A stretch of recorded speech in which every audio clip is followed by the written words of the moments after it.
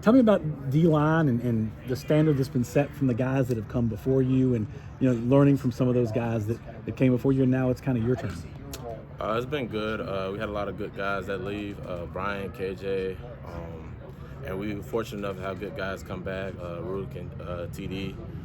But just after the years, just sitting behind them, just kind of learning the details and the small things, kind of helps me so I can be able to teach the young group that came in.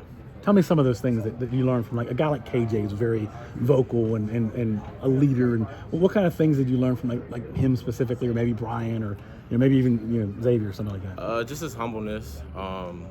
Being a leader and everything like that, you got to be humble and be willing to listen. And we all been at that point one time where we just came in and a lot just kind of flowing through. And KJ kind of just taught me just more of just being able to maintain control and be able to hear others out and be able to to teach others, even though because everybody makes mistakes. And as far as XT, just being a warrior, just going through a lot of stuff throughout his career, being able to fight to get back on the field and everything like that. He just kind of teaches us that grit.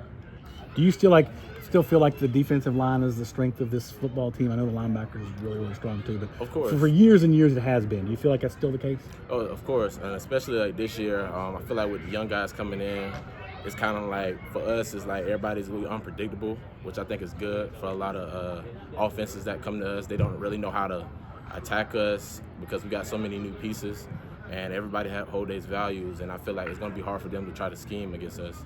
What's the mindset when you're coming off of a year that didn't go quite the way you wanted?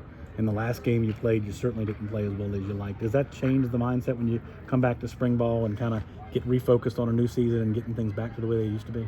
I say a little bit.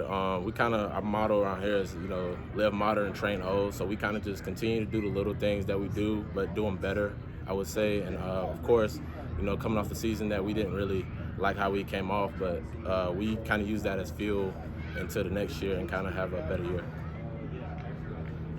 That's good for me. Thank you. Thank you.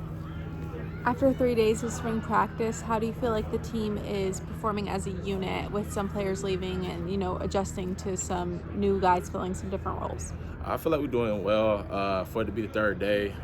We got a lot of young guys coming in, but they're very teachable and they're real students of the game, and they're willing to buy into the coaching and teaching of the older players.